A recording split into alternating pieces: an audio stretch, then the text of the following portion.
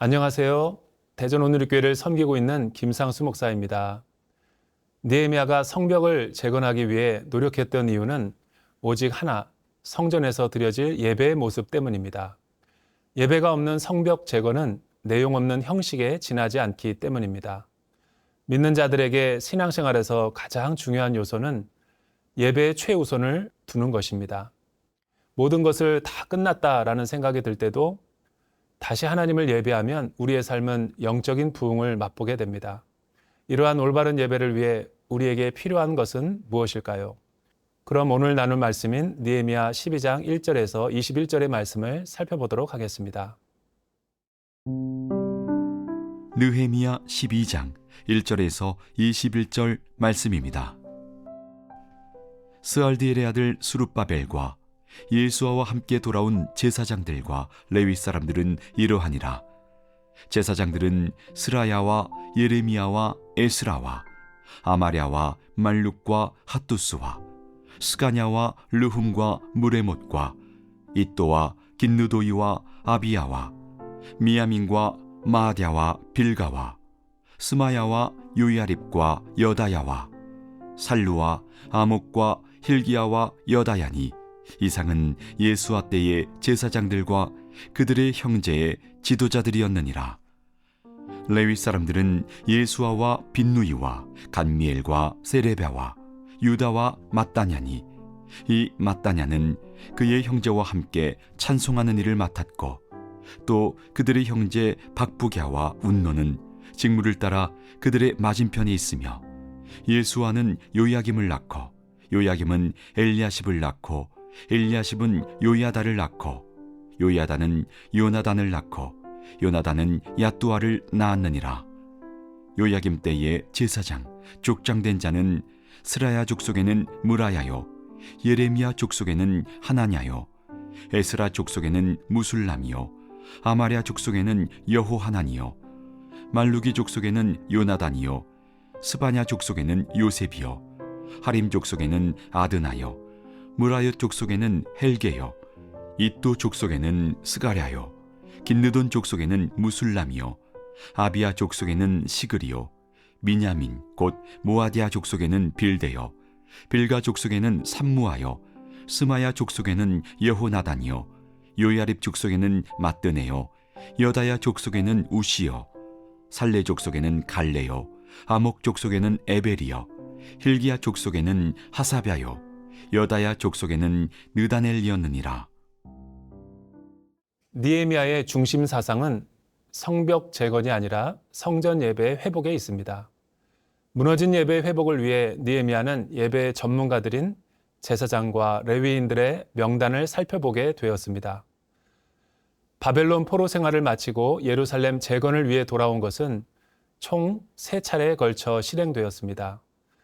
1차 귀환은 수룹바벨과 예수아, 2차 귀환은 에스라, 3차 귀환은 느헤미야를 통해 진행되었습니다.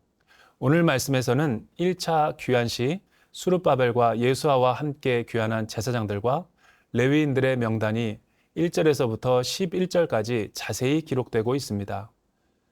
먼저 레위인 중 mat다냐와 박부가와 운노는 찬양 인도자였다고 말합니다.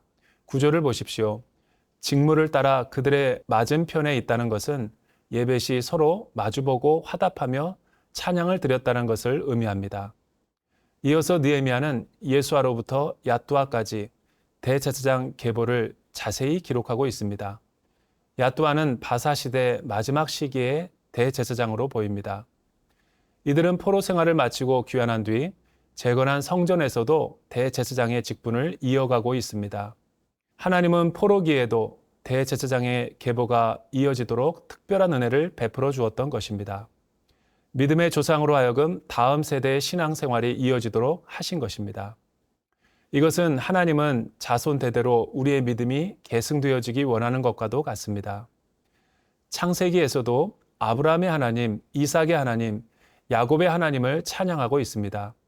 신약 성경에서도 믿음의 사람 디모데의 경우도 외조모 로이스, 어머니 유닉의 디모데까지 믿음의 계승이 잘 이루어지고 있는 것을 보게 됩니다. 이처럼 하나님은 한 영혼의 개인 구원에도 관심이 많지만 공동체적인 구원과 우리 가족의 구원에도 많은 관심을 가지고 있는 것을 알 수 있습니다. 사도행전은 이러한 한 사람을 통하여 이루어질 놀라운 가족 구원과 경건한 가문에 대해서 다음과 같이 말하고 있습니다. 주 예수를 믿으라. 그리하면 너와 내 집이 구원을 얻으리라. 저와 여러분의 가정과 친인척들에게도 하나님의 놀라운 구원이 임할 수 있기를 주님의 이름으로 축복합니다.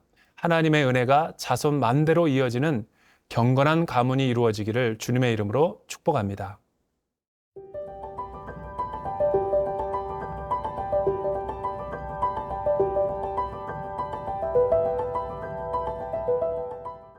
느헤미야는 성벽 재건 이후 봉헌 준비를 하기 위해 성전 예배를 담당할 제사장과 레위인, 찬양대를 재정비하고 있습니다. 이를 위해 성경은 종교 지도자들의 이름을 아주 구체적으로 소개하고 있습니다. 먼저 요야김이 대제사장 예수아의 아들이라고 소개합니다. 10절과 12절을 보십시오.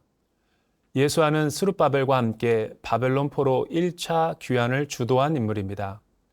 그러므로 12절에 요야김 때라는 것은 바벨론 포로 1차 귀환 시대 이후 다음 세대이자 2차 바벨론 포로의 에스라가 귀환하기 전까지의 시대를 의미하고 있습니다. 12절에서 21절을 보십시오. 20개나 넘는 제사장 가문 족속의 목록을 구체적으로 이야기하고 있습니다. 이는 1절에서 7절까지 기록한 이름과 거의 비슷하며 핫두스 가문과 마아다 가문만 빠져 있습니다. 그런데 요야김 시대의 귀한 2세대의 명단을 소개하는데 왜 굳이 귀한 1세대의 명단과 함께 소개하고 있는 것일까요? 그것은 느헤미야가 과거와 현재를 잇기 위한 아주 중요한 의도를 가지고 있었기 때문입니다. 느헤미야는 위대한 예배의 재건은 결코 기성세대의 수고와 무관하지 않은 것을 잘 알았기 때문입니다. 하나님 나라에서 믿음의 대를 이어가기 위해 모든 시대의 제사장과 레위인과 성전 봉사자들이 너무나 수고를 많이 했기 때문입니다. 이처럼 성전 제사를 위해 구별된 제사장 가문이 거룩하게 보존되고 번성되었다는 것은 놀라운 하나님의 은혜가 아닐 수 없습니다. 귀환한 제사장들과 레위인들의 명단을 다시 언급하고 기록하는 것은 성벽 완공과 더불어 온전한 예배 공동체가 회복되었음을 의미합니다. 느헤미야는 이 모든 것이 자신의 혼자의 노력으로 성벽 재건이 이루어지고 예배 회복이 있었다고 말하지 않고 있습니다. 이것은 이스라엘 모든 세대의 공동체가 힘을 모았고 연합했기 때문에 가능했던 것입니다. 남유다 사람들은 예배를 통해 세대 간의 일치와 믿음의 연합을 이루었던 것입니다. 제사장과 레위인의 명단을 기록한 것은 이스라엘의 진정한 회복은 하나님과의 관계 회복, 영적인 회복을 통해 이루어짐을 보여주고 있습니다. 이러한 의미에서 성경은 우리가 이 세상에 살아가는 목적이 하나님을 찬송케 하기 위함이라고 말하고 싶었던 것입니다. 오늘 저와 여러분은 하나님 앞에 어떤 예배자로 살아가고 있습니까? 전쟁이 일어났을 때도 한 번도 중단된 적이 없었던 한국교회 예배가 오늘날 외부의 환경으로 인해 예배 영성이 많이 쇠퇴해 가고 있는 것이 사실입니다. 세속화로 인해 다음 세대의 믿음이 끊어질 위기를 경험하고 있습니다.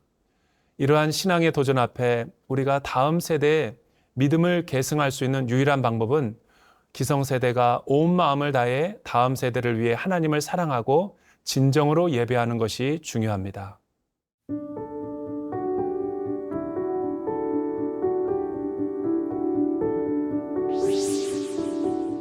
살아계신 하나님, 세상에서 나를 구별하시고 참된 예배자로 불러주심에 감사를 드립니다.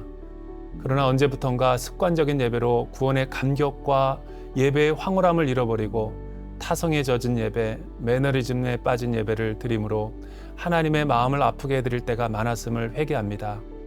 오늘 이 시간 다시 한번 기도로 예배를 잘 준비하게 하시고 성령 안에서 살아있는 예배를 주님 앞에 드리게 하여 주시옵소서. 예수님의 이름으로 기도드립니다. 아멘.